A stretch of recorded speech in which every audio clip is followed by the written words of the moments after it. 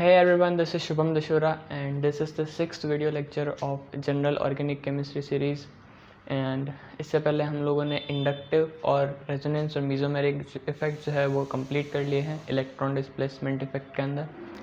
और इंडक्टिव में हमने देखा था कि वो सिग्मा बॉन्ड्स के थ्रू ऑपरेट करता है, ठीक है। रेजोनेंस में हमने देखा कि वो पाई बॉन्ड्स के थ्रू इलेक्ट्रॉन का डिस्प्लेसमेंट करता है। और आज जो हमारा टॉपिक है वो है हाइपर कॉन्जुगेशन। हाइपर कॉन्जुगेशन क्या होता है, कहाँ होता है, कैसे होता है, और इसकी वजह से ये भी एक इलेक्ट्रॉन डिस्प्लेसमेंट इफेक्ट का ही टाइप है। तो इसकी वजह से मॉलिक्यूल की प्रॉपर्टीज़ में क्या क्या चेंजेस आते हैं वो सब हमको देखना है। हाइपर कॉन्जुगेशन का एक और नाम भी है, इसका एक निकनेम भी है, वो है नो बॉन्ड रेजोनेंस। रेजोनेंस तो है पर वहाँ पर बॉन्ड नहीं है, नो बॉन्ड रेजोनेंस। इसका क्या मतलब हो सकता है, जब हम इसको देखेंगे तब देखते हैं कि इसका क्या मतलब होता है, ठीक है। अब हाइपर कॉन्जुगेशन क्या होता है, जैसे इंडक्टिव सिग्मा के थ्रू ऑपरेट कर रहा है, रेजोनेंस पाई के थ्रू ऑपरेट कर रहा है। और हाइपर कॉन्जुगेशन क्या होता है, हाइपर कॉन्जुगेशन होता है effect of alkyl groups towards pi bonds, ठीक है। इसका क्या मतलब है ये भी हम लोग देखते हैं। हाइपर कॉन्जुगेशन कहाँ होगा, कंडीशंस क्या है हाइपर कॉन्जुगेशन के होने की, ठीक है। हाइपर कॉन्जुगेशन कहाँ कहाँ हो सकता है। सबसे पहली condition presence of P orbitals, presence of P orbitals, P orbitals का होना बहुत ज़रूरी है। दूसरा presence of sp3 carbon adjacent to p orbitals, adjacent to p orbitals, ठीक है। तीसरी कंडीशन की ये जो sp3 कार्बन है इसके ऊपर मिनिमम एक हाइड्रोजन का होना बहुत ज़रूरी है। At least one hydrogen atom should be present on sp3 hybrid carbon atom, ठीक है। तो तीन कंडीशंस का फुलफिलमेंट होना जरूरी है और हम कहेंगे कि हाइपर कॉन्जुगेशन हो सकता है।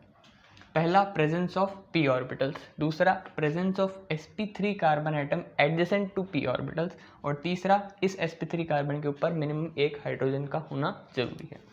अब एक एग्जांपल करते हैं और देखते हैं कि ये कंडीशंस कहाँ कहाँ अप्लाई होती है, कहाँ कहाँ नहीं हो रही है, ठीक है।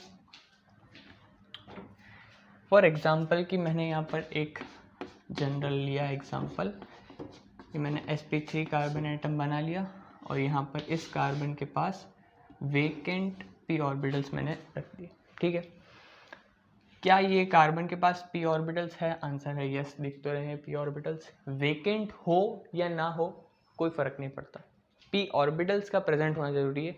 जब हम एल्कीन्स के केस में हाइपर कॉन्जुगेशन पढ़ेंगे तब हमको पता चलेगा कि जहाँ पर ये p ऑर्बिटल्स फिल्ड होते हैं यानी कि ओवरलैप्ड होते हैं, पाई बॉन्ड बन रहा होता है, वहाँ पर भी हाइपर कॉन्जुगेशन लग सकता है। होता क्या है यहाँ पर ये जो हाइड्रोजन है ना, ये खुद को कुर्बान कर देता है, सुसाइड कर लेता है, अपना जो बॉन्ड है उसको क्लीव कर देता है और अपना बॉन्ड इधर ट्रांसफ़र कर देता है। या मैं सिंपल भाषा में कहूँ तो यहाँ के जो इलेक्ट्रॉन्स हैं वो इसके p ऑर्बिटल्स में डोनेट कर देता है, ठीक है। और ये खुद बन जाएगा पॉजिटिवली चार्ज।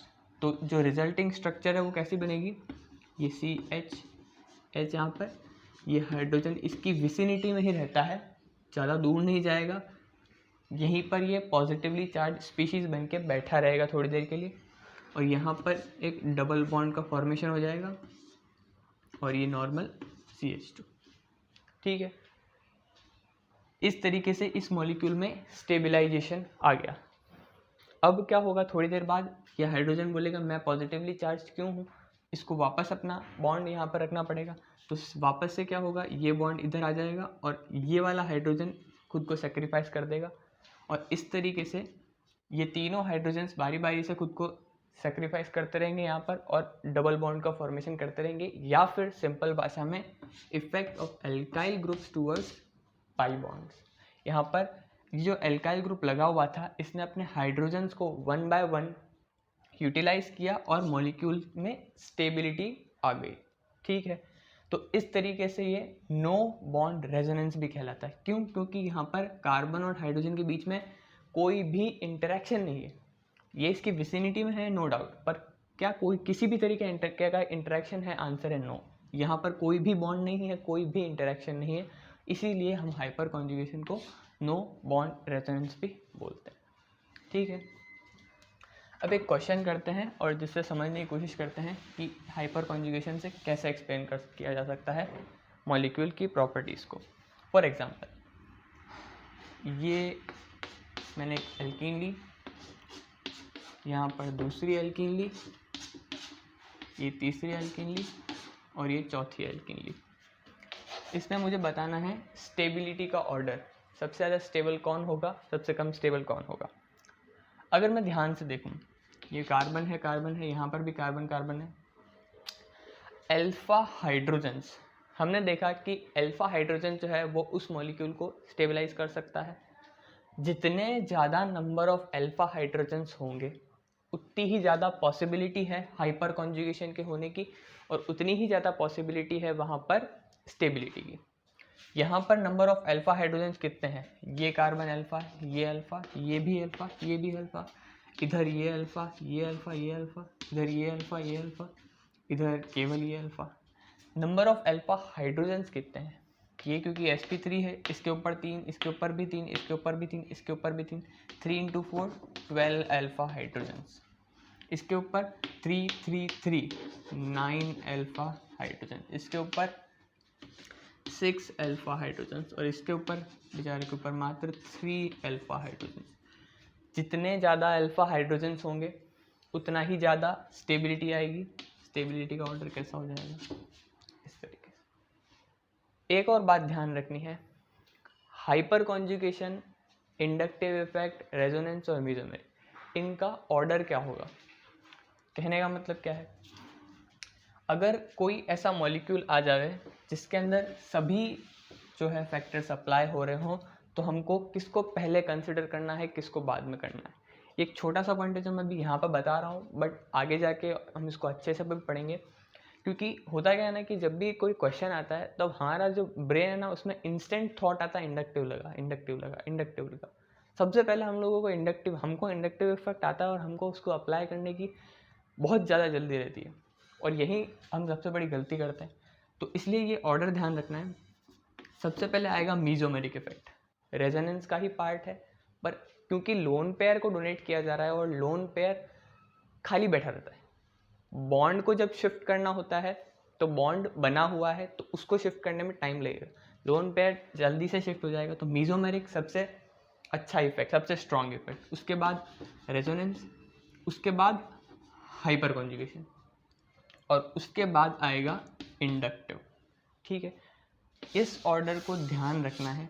केवल एक या कुछ जगह पर ये इंडक्टिव जो है वो डोमिनेट करता है रेजोनेंस के ऊपर, वो क्लोरीन्स का केस है या सिंपल बात करूँ हेलोजन का केस है, वहाँ पर ये रेजोनेंस इफेक्ट लो होता है और इस इंडक्टिव डोमिनेट करता है। उसको हम एक्सप्लेन करेंगे कि वो कैसे होता है। तो कुल मिला के बात ये ध्यान रखनी है कि हाइपर कॉन्जुगेशन जो है ना वो इंडक्टिव से ज़्यादा डोमिनेटिंग इफेक्ट है। सिंपल सी बात है ना यार, देखो यहाँ पर मेरे पास दो चीज़ें, ये कितना भी कर ले, ये जो है सपोज यहाँ पर कोई भी मेटल लगा हुआ है, कुछ भी लगा हुआ है, ऐसा कोई इलेक्ट्रॉन डोनेटिंग ग्रुप लगा हुआ है, ये यहाँ पर एल्काइल ग्रुप मान लो, ठीक है, ये इसको कितना भी डोनेट कर ले, इतना डोनेट तो नहीं कर सकता ना कि पूरा बॉन्ड ही उठा के इसकी तरफ रख दे। ज़्यादा से ज़्यादा इसके ऊपर डेल्टा नेगेटिव चार्ज बना सकता है, पर हाइड्रोजन ने तो खुद को सेक्रीफाइस करके उसको अपना पूरा इलेक्ट्रॉन ही दे दिया। इसके पास यहाँ पर शेयरिंग से बना हुआ था इलेक्ट्रॉन, और हाइड्रोजन खुद पॉजिटिवली चार्ज निकल गया और इसको अपना इलेक्ट्रॉन ही दे दिया इसने। तो इसीलिए हाइपर कॉन्जुगेशन वो इंडक्टिव के ऊपर हमेशा के लिए डोमिनेट करेगा, ये बात ध्यान रखनी।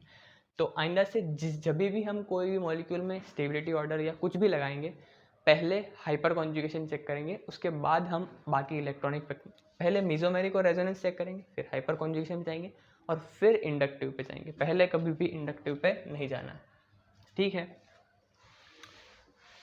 अब हम बात करते हैं हाइपर कॉन्जुगेशन के एप्लीकेशन की। Application of hyper conjugation. Organic में हाइपर कॉन्जुगेशन कहाँ काम आता है उसको हम लोग देखते हैं, ठीक है। सबसे पहला, स्टेबिलिटी ऑफ कार्बोकैटायन।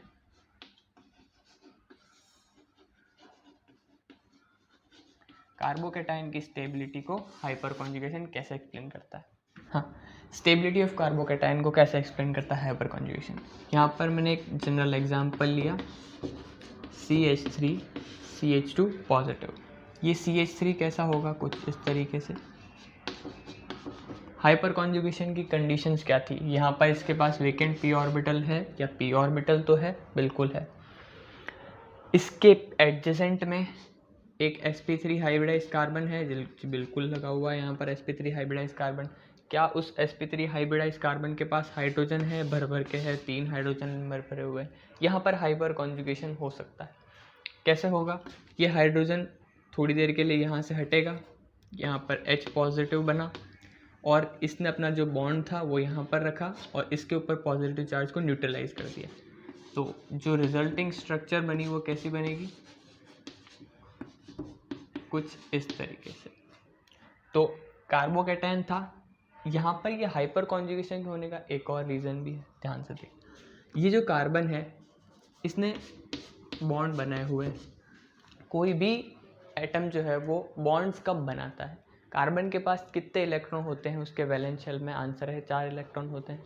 उसको अपना ऑक्टेट कंप्लीट करने के लिए 4 और इलेक्ट्रॉन चाहिए, तब वो 8 इलेक्ट्रॉन कर लेगा। यहाँ पर इसने बॉन्ड बनाए, 3 बॉन्ड बनाए हुए हैं। इसके पास जो टोटल नंबर ऑफ इलेक्ट्रॉन वो कितने आ रहे हैं? 1 2 3 4 5 और 6। इसके पास 6 इलेक्ट्रॉन्स ही है। और जब यहाँ पर डबल बॉन्ड का फॉर्मेशन हो जाता है तब इसके पास कितने इलेक्ट्रॉन्स हैं? 1 2 3 4 5 6 7 और 8 इलेक्ट्रॉन्स। तो इसीलिए यहाँ पर हाइपर कॉन्जुगेशन को और ड्राइव मिल जाता है। तो इसलिए यहाँ पर हाइड्रोजन ज़्यादा अच्छे से अपना बॉन्ड जो है इसको यहाँ पर शिफ्ट कर देगा, और फिर बाद में एक एक करके ये वाले हाइड्रोजन भी यहाँ पर बॉन्ड शिफ्ट करेंगे और मॉलिक्यूल ज़्यादा स्टेबल हो जाएगा। अब एक क्वेश्चन करते हैं, और इस क्वेश्चन को बहुत ही ध्यान से अटेम्प्ट करना, क्योंकि ये क्वेश्चन अच्छा है, ठीक है। ये मैंने यहाँ पर एक कार्बोकैटायन ड्रॉ किया, ये दूसरा कार्बोकैटायन यहाँ पर मैंने ड्रॉ किया, और यहाँ पर मैंने एक और कार्बोकैटायन ड्रॉ किया, और ये मैंने एक और कार्बोकैटायन यहाँ पर ड्रॉ कर दिया। इन चारों में स्टेबिलिटी का ऑर्डर क्या होगा? ठीक है। अब अगर एक बार इसको ट्राई करना और फिर सॉल्यूशन देखना, ठीक है। यहाँ पर ये कार्बोकैटायन है, इसके पास अल्फा हाइड्रोजन्स कितने हैं? ये पहली अप्रोच बिल्कुल भी नहीं होनी चाहिए। मैंने जब बताया था यहाँ पर कि सबसे ज़्यादा अच्छा इफेक्ट कौन सा होता है, या जो ऑर्डर होता है वो कैसे चलता है, M R H और I, ठीक है। इस तरीके से ऑर्डर होता है। सबसे पहले हमको मीज़ोमेरिक चेक करना होता है कि कहीं पे हो रहा है या नहीं हो रहा है। यहाँ पर तो पॉसिबिलिटी नहीं है मीज़ोमेरिक की, यहाँ पर तो कार्बन बैठा हुआ है। यहाँ पर ये डबल बॉन्ड है तो ठीक है, चलो यहाँ पर रेजोनेंस होएगा, तो यहाँ पर मैंने ये रेजोनेंस मार्क कर दिया।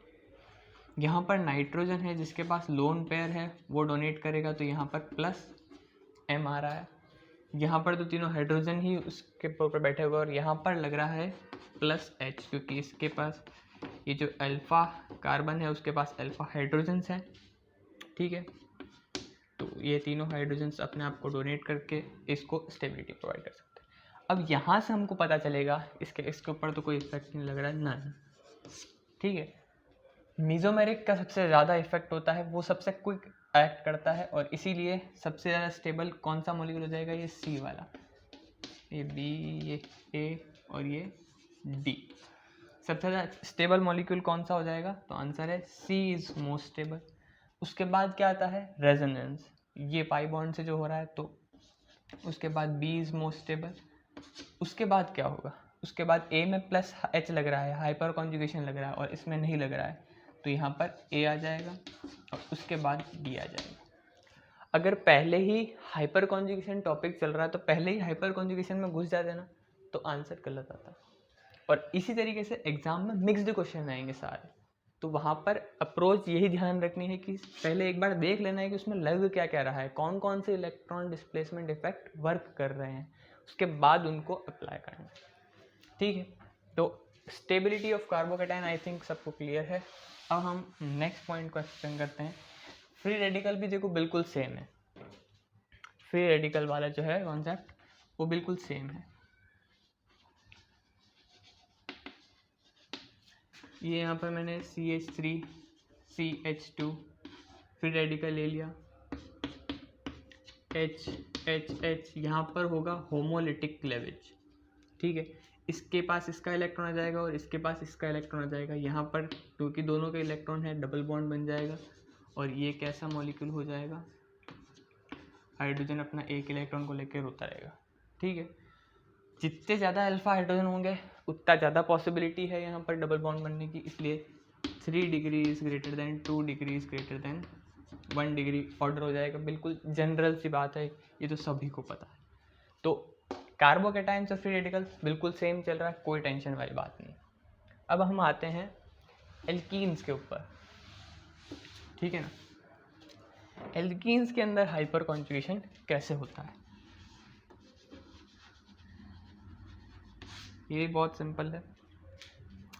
हाँ, तो यहाँ पर मैंने एक एल्कीन ड्रॉ करी, ठीक है, जिसके पास ये sp3 hybridised carbon atom attached है और इसके ऊपर हाइड्रोजन्स भी है। कंडीशन क्या थी, p ऑर्बिटल होना चाहिए, p ऑर्बिटल वेकेंट होना चाहिए या नहीं, ये कहीं भी नहीं मेंशन था। यहाँ पर ये p ऑर्बिटल ने ओवरलैपिंग करके पाई बॉन्ड बना रखा है। ये जो 3 हाइड्रोजन है वो कुछ इस तरीके से अटैच्ड होंगे। एल्कीन्स के अंदर हाइपर कॉन्जुगेशन कैसे होगा, ये जो हाइड्रोजन है ये अपना बॉन्ड यहाँ शिफ्ट कर देगा और ये जो पूरा लोन पेयर है या ये जो पूरा इलेक्ट्रॉन पेयर शेयर्ड था पाई बॉन्ड्स के बीच में, वो एक में ही चला जाएगा। तो इसको मैं ऐसे ड्रॉ कर सकता हूँ, ये CH2 है, यहाँ पर CH बन गया और ये जो कार्बन था इसके ऊपर p ऑर्बिटल्स के अंदर दोनों चले गए, या फिर इसको नॉर्मल में ड्रॉ करूँ तो नेगेटिव चार्ज आ गया इसके ऊपर। ठीक है, तो इस तरीके से एल्कीन्स के अंदर हाइपर कॉन्जुगेशन होता है। अब इसकी एप्लीकेशन पोर्शन कहाँ है वो ज़रा एक बार समझने की कोशिश करते हैं, ध्यान से देखना इस चीज़ को। ठीक है, मैं यहाँ पर एक एल्कीन लेता हूँ, ये मैंने यहाँ पर एल्कीन ड्रॉ करी, यहाँ पर मैंने लगाया CH3 और यहाँ पर मैंने लगाया CH2 CH3। ठीक है, मैंने इसके ऊपर क्या करा, एक इलेक्ट्रोफिलिक अटैक करवाया इस एल्कीन के ऊपर। तो ये जो अपकम अटैकिंग इलेक्ट्रोफाइल है ये कहाँ पर अटैक करेगा, या तो ये इस पोजीशन पर अटैक कर सकता है या फिर इस पोजीशन पर अटैक कर सकता है। यहाँ पर दोनों में अभी हाइड्रोजन है तो इसके पास चॉइस है, या तो वो यहाँ आ सकता है या तो वो यहाँ आ सकता है। कहाँ पर जाएगा ये इलेक्ट्रोफाइल, ध्यान देंगे। अगर ये यहाँ पर हाइपर कॉन्जुगेशन हो रहा है, ये अपना मिथाइल वाला जो है ये H, ये यहाँ पर अगर डबल बॉन्ड बनाएगा तो इस डबल बॉन्ड को शिफ्ट होके यहाँ पर जाना पड़ेगा। ठीक है, और यहाँ पर नेगेटिव चार्ज आएगा। इसको एक बार अलग से ड्रॉ करते हैं। ठीक है ना, यहाँ पर 2 पॉसिबिलिटी बतानी पड़ेगी। ये मेरा मॉलिक्यूल था CH3 और CH2 CH3। ठीक है, ये इसने हाइपर कॉन्जुगेशन किया होगा और यहाँ पर 3 हाइड्रोजन हैं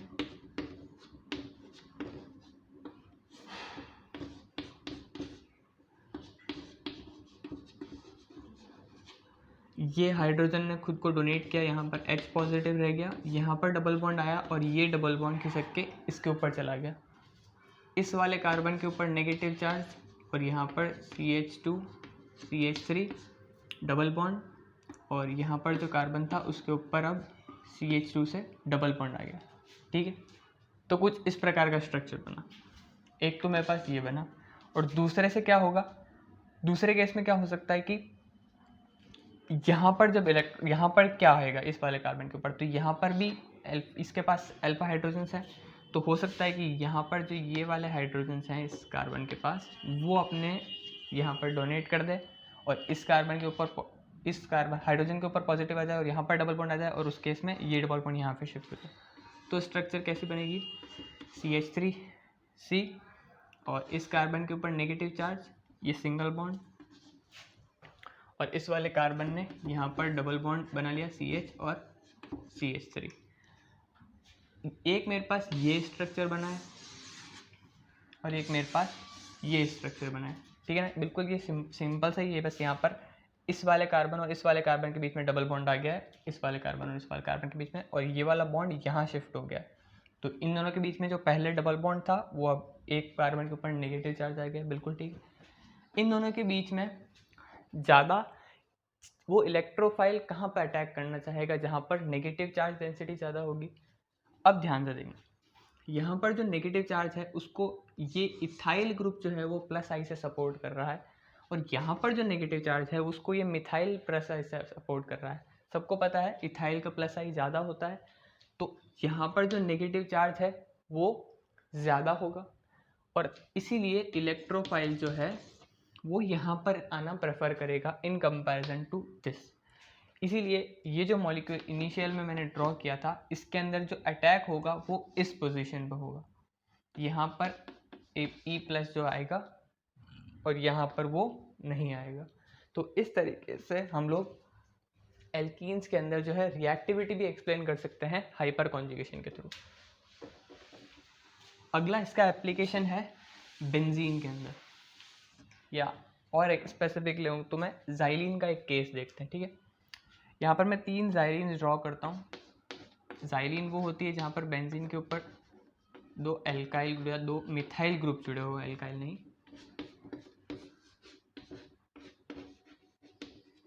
ये मैंने 3 तरीके की ज़ाइलिन्स बनाई है।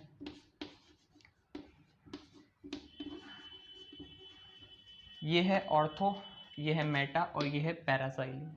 ठीक है, अब इन तीनों में हमको स्टेबिलिटी चेक करनी है, स्टेबिलिटी ऑफ ज़ाइलिन्स। ठीक है, कैसे चेक करेंगे देखना। सबसे पहले क्या चेक करते हैं, मीज़ोमेरिक। मीज़ोमेरिक तो दूर दूर तक नहीं हो रहा है। दूसरे नंबर पर रेजोनेंस, यहाँ पर मिथाइल है, मिथाइल रेजोनेंस नहीं लगा सकता, वो केवल हाइपर कॉन्जुगेशन लगा सकता है। हाइपर कॉन्जुगेशन चेक करते हैं, ये H, ये H, ये H, इसने यहाँ पर अपना बॉन्ड यहाँ पर शिफ्ट किया, ये double bond double bond double bond, ये बॉन्ड यहाँ पर आया, इसके ऊपर नेगेटिव चार्ज, वापस से ये शिफ्ट हुआ, तो ये बॉन्ड यहाँ पर आया, इसके ऊपर नेगेटिव चार्ज, वापस से ये शिफ्ट हुआ, तो यहाँ पर डबल बॉन्ड, तो इसके ऊपर नेगेटिव चार्ज। ठीक है, इस तरीके से रेजोनेटिंग स्ट्रक्चर। नेगेटिव चार्ज कहाँ कहाँ आया, एक तो यहाँ पर आया, एक यहाँ पर आया और एक यहाँ पर आया। सिमिलरली अगर मैं यहाँ पर भी ड्रॉ करूँगा तो नेगेटिव चार्ज आएगा इस पोजीशन पर, इस पोजीशन पर, इस पोजीशन पर। इस केस में भी नेगेटिव चार्ज आएगा इस पोजीशन पर, हाइपर कॉन्जुगेशन की वजह से। अब ध्यान से देखना, इन पोजीशंस पर तो कोई भी मिथाइल ग्रुप नहीं है, तो कोई टेंशन नहीं है। यहाँ पर जब नेगेटिव चार्ज आएगा तब वो इंडक्टिव से, ये जो मिथाइल ग्रुप है वो अपना इंडक्टिव नॉर्मल लगा ही रहा है, तो वो इससे इस नेगेटिव चार्ज को डिस्टेबलाइज कर देगा। जबकि इस केस में मेटा के ऊपर कभी नेगेटिव चार्ज नहीं जा रहा है, तो ये अपना इंडक्टिव भरी लगाता रहे, कोई फ़र्क नहीं पड़ता। सिमिलरली यहाँ पर पैरा पर भी नेगेटिव चार्ज है और यहाँ पर ये अपना प्लस आई लगा देगा, यहाँ पर अपना प्लस आई। तो ऑर्थोज़ाइलिन और पैराज़ाइलिन में तो इंडक्टिव इफेक्ट जो है वो इस नेगेटिव चार्ज को डिस्टेबलाइज कर रहा है, और मेटाज़ाइलिन में ऐसा कुछ नहीं है। तो इसकी वजह से यहाँ पर मेटाज़ाइलिन जो है वो मोस्ट स्टेबल हो जाता है। जब ये क्वेश्चन एग्जाम में आएगा ना, तो आधे जने तो ऑर्थो को तो पहले ही हटा देंगे स्टेरिक, उसके बाद पैरा पे जाके टिक मार देंगे, बोलेंगे कि ये तो अपना सिमेट्रिकल है, फलाना ढिमकाना, दुनिया भर की रीजंस दे देंगे। बट ऑर्डर को हमेशा फॉलो करना है। हम मीजोमेरिक नहीं, रेजोनेंस नहीं, हाइपर कॉन्जुगेशन वो यहाँ पर लग गया, उसकी वजह से मेटाजाइलिन जो है वो सबसे ज़्यादा स्टेबल है। अब बात आती है ऑर्थो और पैरा में, ऑर्थो और पैरा में कौन स्टेबल होगा? अब वो सारे फैक्टर्स लगाएंगे जो बाद में आते हैं। इंडक्टिव ने बोला भाई यहाँ पर भी लग रहा हूँ, यहाँ पर भी लग रहा हूँ, इंडक्टिव के बाद क्या लगेगा? स्टेरिक। स्टेरिक ने बोला कि भाई ऑर्थो पर तो स्टेरिक इफेक्ट लग रहा है, दोनों मिथाइल ग्रुप बल्कि है, तो उसकी वजह से ऑर्थो वाला और भी ज़्यादा डिस्टेबलाइज हो जाएगा, और इसीलिए पैरा वाला जो है पैराजाइलिन वो ज़्यादा स्टेबल हो जाता है ऑर्थोसाइलिन से। इस तरीके से यहाँ पर इनका ऑर्डर चलता है। Metaxylene is more stable than paraxylene than ऑर्थोसाइलिन।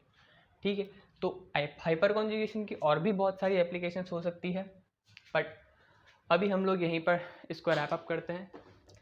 Next video में हम लोग इलेक्ट्रोमेरिक इफेक्ट, जो कि बहुत ही छोटा सा टॉपिक है, उसको निपटाएंगे, और उसके बाद हम अपने एप्लीकेशन पोर्शन पे जाएंगे, एरोमेटिसिटी एट्सेट्रा पढ़ेंगे। So yeah, that's all for this video. Thank you so much for watching the video. Goodbye and take care.